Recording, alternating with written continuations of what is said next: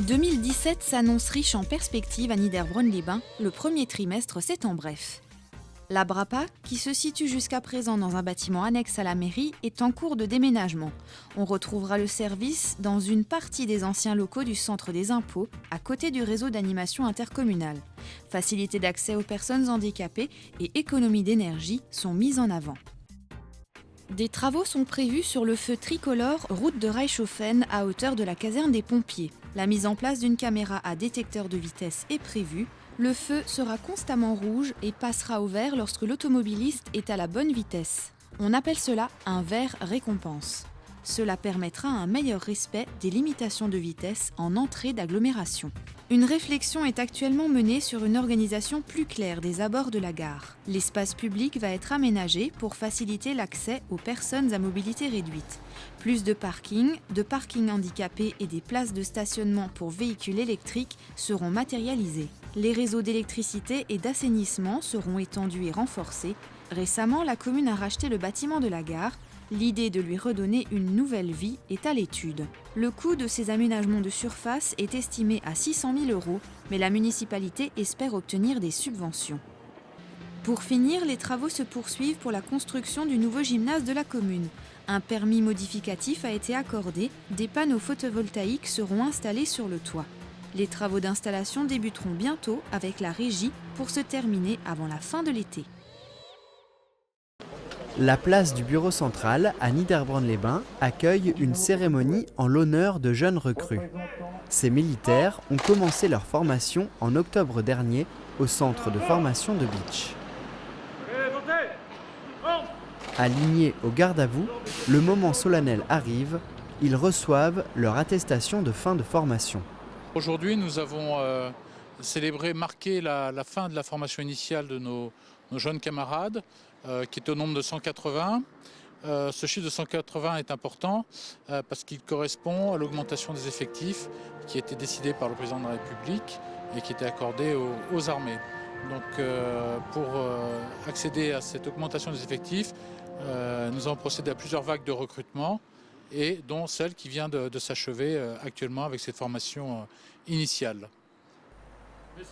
Parmi les nouveaux soldats professionnels, Edgar, 19 ans, il fait partie des meilleurs qui ont été récompensés. Il ne manque pas de motivation, fier d'avoir rejoint l'armée de terre. Tout d'abord, dans un esprit solidaire et humanitaire, j'avais envie de donner de mon temps et d'aider les gens. Et aussi par patriotisme, évidemment. Tout ce qui arrive à la France, c'est donner envie d'aider. Ils ont appris et déclamé avec force les 11 articles du Code du soldat. Est désormais accompli. La formation initiale développe toutes les qualités d'un soldat, une étape qui leur servira tout au long de leur carrière qui débute ce jour. Alors, il s'agit avant tout de développer des capacités physiques, résistance, endurance, des capacités morales, c'est-à-dire être capable de résister à des situations difficiles, et puis développer aussi le goût de l'effort, la volonté de repousser ses limites, de se dépasser.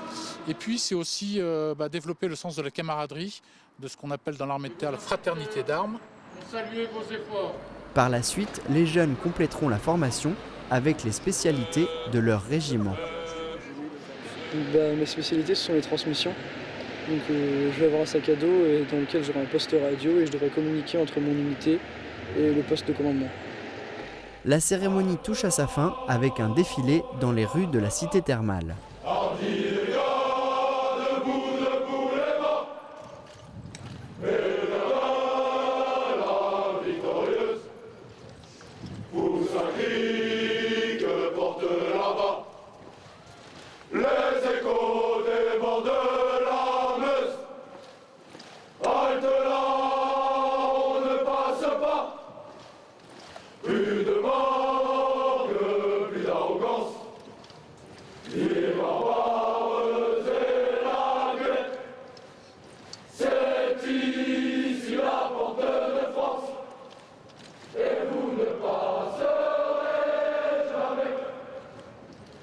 Pour le général, l'engagement dans les différents régiments de ces volontaires donne un message positif à tous les Français celui d'une armée professionnelle prête à tout pour les défendre. Après l'apéro-concert la semaine dernière, le dîner-concert aux chasseurs à Mittesheim. Magali Sarah Lefler et Miguel Ruiz viennent animer la soirée d'Ampfnudle avec leurs compositions, chants et guitare. Deux parcours, deux origines qui imprègnent leur musique. C'est un mélange populaire de musique populaire. Musique populaire de l'Est, musique populaire française, musique populaire du Sud, principalement la Catalogne. Donc on va parler de rumba quand on fait des musiques un peu rythmées. Et pour ce qui est de la musique populaire de l'Est, on va se rapprocher des racines manouches. Vu nos différentes origines, il est évident qu'on se rapproche de nos racines et on mélange tout ça pour faire un arbre unique. C'est pas mal ça. On mélange nos racines pour faire un arbre unique, la musique.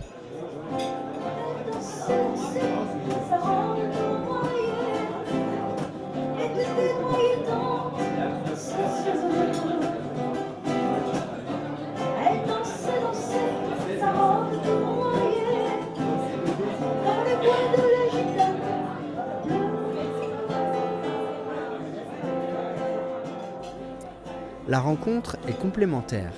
Miguel a fait plus de 2500 concerts dans le monde entier. Quand il prend sous son aile Magali Sarah, elle lui enseigne le métier de la musique. Ensemble, ils coécrivent La Gitane Bleue, le premier album de Magali Sarah.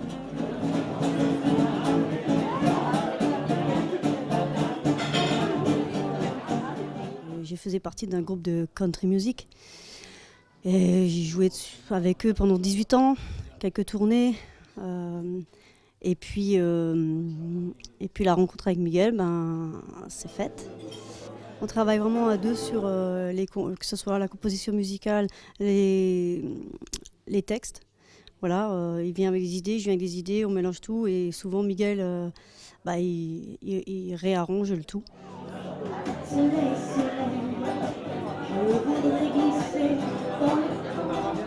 Après Le Chasseur à Mittesheim, d'autres dates sont prévues pour toute l'année 2017 et 2018. Magali Sarah et Miguel reviendront dans notre communauté de communes au Cafasol le 8 avril, puis au Moulin Neuf.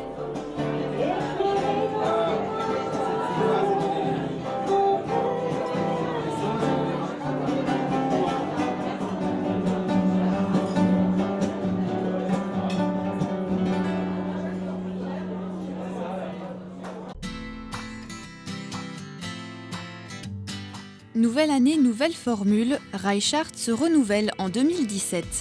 Le Salon des artistes de Reichshoffen et Névillers se tiendra cette année du 15 au 17 avril, le week-end de Pâques.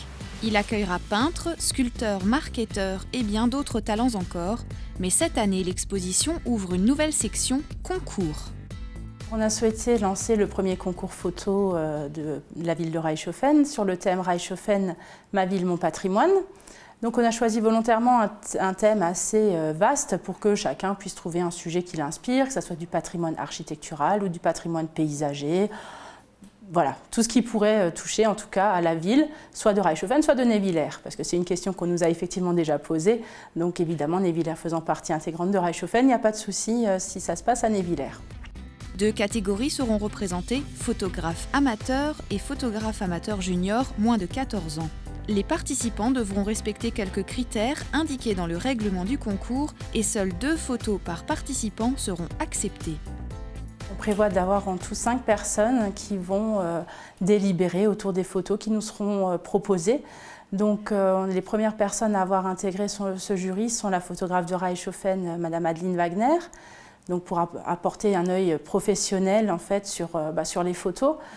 Et on a une personne du conseil municipal qui est Monsieur Lafleur, ainsi que l'adjointe à la communication qui est Madame Pognon, qui fait aussi un peu de photos, un peu de vidéos, voilà, donc qui ont un œil un petit peu exercé dans ce domaine-là. Il y aura donc 3 lauréats dans chaque catégorie, donc photographe amateur et photographe amateur junior, des prix donc pour les 3 premiers, donc dégressifs, et ce sera sous forme de bon d'achat chez la photographe de Reichshoffen. Le concours est ouvert depuis le 2 janvier et se clôture le 13 mars 2017 à minuit. Alors à vos boîtiers, parcourez Reichshofen et Névillers et n'oubliez pas le thème imposé, Reichshofen, ma ville, mon patrimoine.